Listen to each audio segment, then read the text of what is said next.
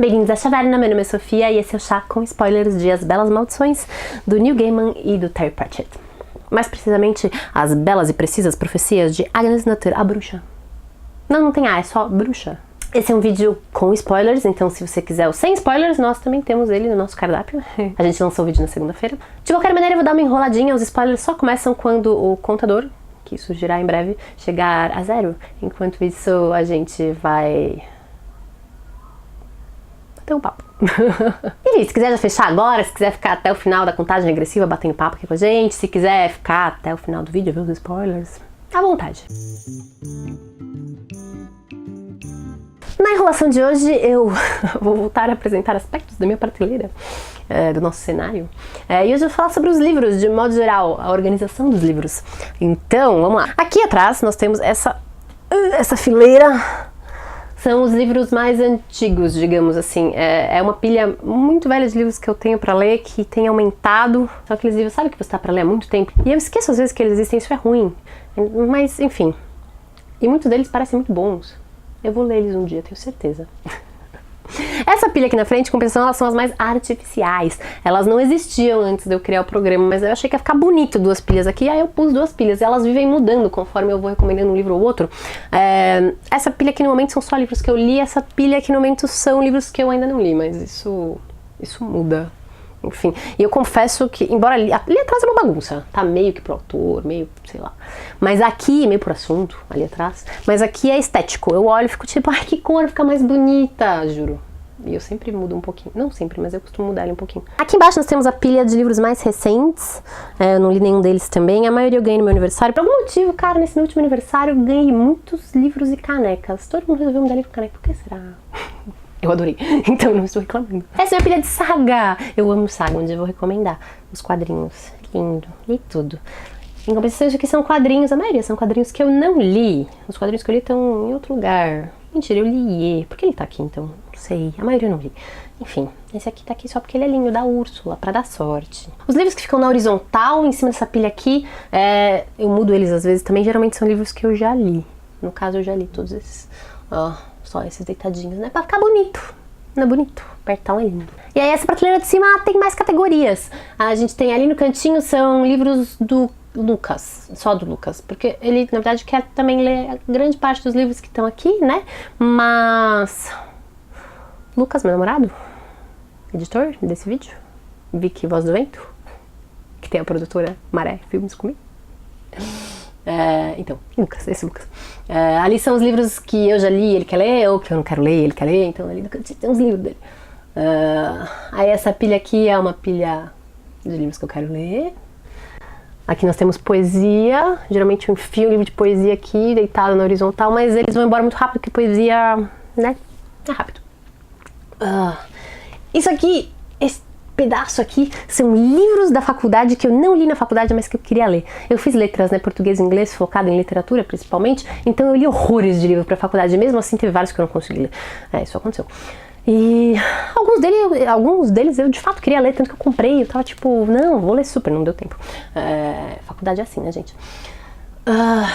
Então essa é a categoria livros que eu ainda vou ler, apesar de já estar formada. Aqui nós temos a pequena pilha de livros que eu dobrei muitas páginas e que eu quero copiar os quotes, mas como eu dobrei muitas páginas, eu tô enrolando pra copiar os quotes. Essa pilha aqui todos já foram lidos e estão com muitas páginas dobradas. Mano, Grande Sertão Veredas tá bem pra baixo. Eu tô pra anotar as citações faz tanto tempo, mas são tantas e...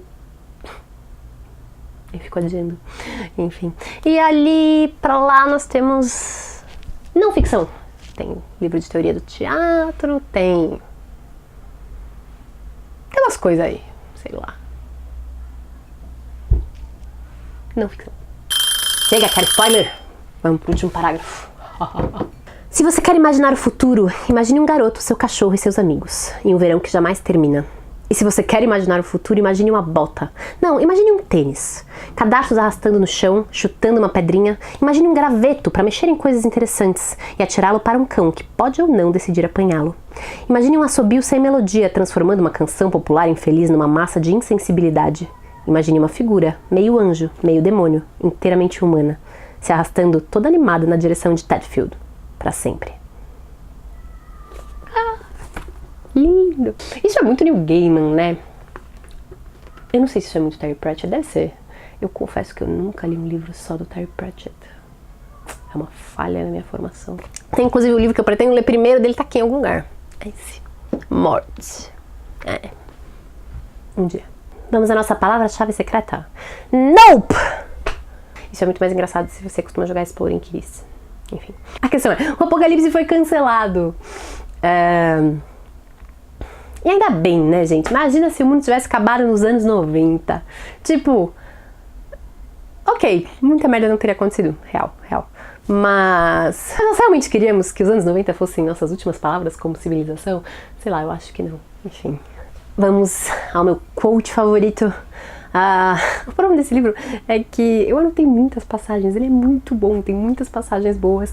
É até difícil dizer qual que é a melhor, mas eu vou ler minha favorita, eu tenho uma favorita. Por mim, esse vídeo com spoiler podia ser só eu lendo citações. Vocês iam ficar entediados, mas eu ia me divertir muito, porque é muito bom. Havia gente que se chamava de satanista e fazia Crowley estremecer. Não eram apenas as coisas que eles faziam, era o jeito como punham toda a culpa no inferno. De repente tinham uma ideia que nenhum demônio poderia ter pensado em 1000 anos. Alguma coisa desagradável, impensável que somente um cérebro humano em plena capacidade de funcionamento poderia conceber. Então gritavam: "O demônio me fez fazer isso!" E obtinham a simpatia do tribunal, quando a questão era que o diabo dificilmente fazia alguém fazer alguma coisa. Ele não precisava.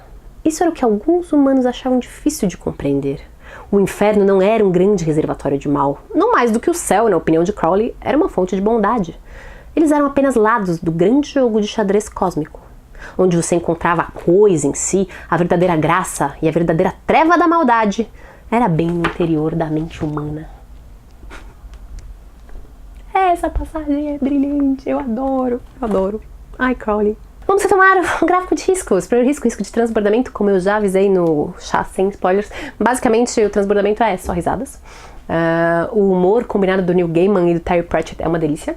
E a melhor parte é que é o tempo todo, é sempre divertido. A narrativa inteira é divertida. Não que sejam piadas o tempo todo, não é tipo que ia fazer você gargalhar, mas é muito mais gostoso de ler esse livro se você puder ter um sorrisão no rosto o tempo todo. Sei lá, eu me diverti muito lendo. Pra provar isso, eu vou ler uma passagem aleatória. Você talvez não, eu sim. Temos outras coisas para fazer, sabia? Crowley olhou fuzilando para o novo bagageiro. Tinha elásticos achadrezados. Eu achei que não ia funcionar, mas eu gostei. Aquele teto só tinha reboco rachado. Newt nunca estivera num quarto de mulher antes, mas sentia que aquele era um, em grande parte pela combinação de cheiros suaves. Havia um quê de talco e lilás, e nenhuma sugestão acre de camisetas velhas que haviam esquecido como era o interior de uma lavadora automática. É divertido, eu juro. É divertido essas passagens, né? Segundo risco, o risco de explosão. Eu dei 6 de 10. Vamos lá, é um humor inteligente, com muitas críticas à humanidade de modo geral. Muito pouco conservador e ligeiramente herege. Então, tem aí, né, um potencial explosivo. Como eu falei, eu tenho muitas passagens favoritas. Eu vou ler mais uma, é só mais uma, eu prometo. É a última que eu vou ler pra vocês. Mas é que, pra mim, essa passagem também é genial. E ela exemplifica bem o potencial explosivo do livro. Bom, disse Crowley, que vinha pensando naquilo até a cabeça doer. Nunca se perguntou sobre isso tudo? Você sabe, minha gente, sua gente, céu e inferno, bem e mal, todas essas coisas. Quero dizer, por quê? Segundo me lembro, disse o anjo sério, houve a rebelião e... Ah, sim. E por que ela aconteceu? Quero dizer, não precisava? Perguntou Crowley, um olhar maníaco no rosto. Qualquer um que pode construir um universo em 6 dias não vai deixar uma coisinha dessas acontecer, a menos que queira, claro. Qual é? Seja sensato, disse Aziraphale em dúvida. Isso não é um bom conselho, disse Crowley. Não é bom conselho mesmo. Se você sentar e pensar a respeito de modo sensato, vai ter algumas ideias muito engraçadas. Como, por que fazer as pessoas curiosas e depois colocar algum fruto proibido onde possam vê-lo com um grande dedo de neon piscando e dizendo, é aqui. Não lembro de nenhum neon. Quero dizer metaforicamente. Quero dizer, por que fazer isso se você realmente não quer que eles o comam, hein? Quero dizer... Talvez você só queira ver como isso funciona. Talvez seja tudo parte de um grande plano inefável. Tudo isso, você, eu, ele, tudo. Algum grande teste para ver se o que você construiu funciona direitinho, hein? Você começa a pensar, Não pode ser um grande jogo cósmico de xadrez. Tem que ser apenas um jogo muito complicado de paciência. E nem se preocupe em responder. Se pudéssemos compreender, não seríamos nós. Porque é tudo inefável, disse a figura que alimentava os patos. É isso, obrigada. E essa figura, se não me engano, é a morte, não é o anjo, não, viu? É a morte. Esse diálogo é maravilhoso! Enfim, um pouco explosivo, certo? Eu acho um pouco explosivo. Terceiro risco, o risco de extravio. Eu dei 2 de 10. Porque é o nosso mundo, gente, né? Em pleno apocalipse. É o nosso mundo com um toque bíblico. Eu tô de boa. Quarto risco, risco amigo imaginário. Bom, pra começar tem o Adam, que é um pequeno anticristo de 11 anos. Muito razoável. Eu gosto bastante dele. E tem o Crowley. Sério. Os diálogos dele com a Aziraphale são os melhores, pra começo de conversa. E ele já era meu personagem favorito antes de ser interpretado pelo David Tennant. Agora que ele vai ser interpretado pelo David Tennant, eu tenho certeza que ele vai conquistar multidões. Sério. Talvez vocês tenham percebido que o David Tennant é um dos meus atores favoritos. Gente, ele fez o Doctor. Ele fez um Comensal da Morte. E agora ele vai fazer a Serpente da Criação. Ele faz os melhores papéis. Como não amar o David Tennant? Risco fandom. Desabafo. Eu dei 5 de 10. Eu detesto dizer isso, mas eu acho que eu tô perdendo meu faro. Eu tinha dado um risco menor ainda. E aí eu fui pesquisar. Eu terminei esse livro muito satisfeita. Eu não fui procurar fanart, não fui procurar fanfic. Sei lá, eu terminei e tava. Pra mim, sei lá, não sei. Só legal. Próximo. E eu achei que o risco fandom era baixo. Aí eu fui pesquisar. Mano, eu fiquei chocada com a quantidade de material que tem. Tem muita fanfic, muita fanart. Inclusive tem umas fanarts lindas. É uma coisa que tá aí desde 1990. Teve muito tempo pra um fandom se construir. Mas eu não sei, eu devia ter percebido, né? É óbvio que as pessoas shippam Crowley e Aziraphale. Como isso não me ocorreu? E agora que vai sair a série, é óbvio que esse fandom vai explodir. Vai acontecer. É um fato. Vai ter muito mais coisa. Então é 5 e subindo. E por último, risco de esmagamento, eu dei 2 de 10. Se você foi esmagado por esse livro, me conta como. Pra amarrar, pra mim é um livro que tem um espírito único, sabe? Ele tem um jeitinho que é só dele. Eu tenho dificuldade de comparar ele com outros livros. É uma combinação muito especial de autores, eu acho. Eles não fizeram mais nada juntos, se eu não me engano, assim, livro mesmo. Não sei se alguma outra coisa eles fizeram, mas romance escrito, assim, só tem esse que eu saiba. Mesma série, né? O Gaiman está fazendo sozinho, porque Terry Pratchett se foi. E é triste, gente, tem uma parte dele falando como ele ficava... Tem um post do Neil Gaiman falando como sempre que ele pensa numa coisa divertida, ele quer ligar pro Terry Pratchett e ele não pode, porque ele tinha certeza que ele ia gostar. E, enfim, como eles tinham escrito esse livro pensando muito em fazer o outro rir. O tempo todo era uma coisa que eles... Eles não tinham certeza se mais alguém ia gostar, mas eles sabiam que eles conseguiam fazer o outro rir. E é fofo.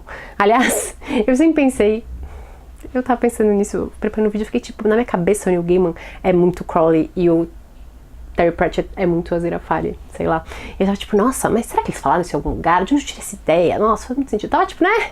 Aí, ontem, terminando de preparar, eu percebi que atrás tem uma foto dos dois e de fato o Neil Gaiman está de Crowley e o Terry Pratchett está de Aziraphale. Eles estão meio que de anjo e demônio. Então essa ideia foi implantada na minha cabeça pelo próprio livro. Como não gostar de um livro em que os 4 cavaleiros do apocalipse tomam chá? E que eles não são mais 4 cavaleiros, afinal de contas, né? Tem que se atualizar.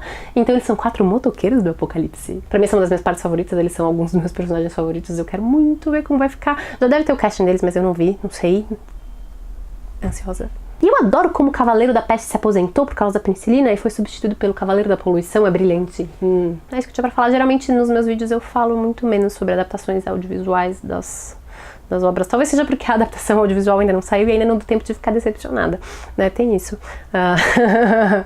Mas ao mesmo tempo, como é o Neil Gaiman que tá por trás da coisa toda, assim, como ele tá altamente envolvido no processo, eu tô com muitas esperanças. Eu acho que vai ser bom. Eu tô animadaça, como deu pra perceber. É isso, obrigada por terem assistido o vídeo, espero que vocês tenham gostado, espero que vocês tenham gostado do livro. Eu adoraria saber a opinião de vocês sobre o livro, sobre a série, se vocês estão animados ou não, sobre os autores, por que não. Aliás, se vocês tiverem um livro do Terry Pratchett pra me recomendar, como eu devo ter mencionado, eu não li nenhum livro só dele, aceito recomendações. Se vocês quiserem se inscrever no canal, baita ideia. É só uma sugestão. Enfim, se não quiserem também tá tudo bem. Lembrando que a Chaverna abre às segundas e quartas, então até semana que vem.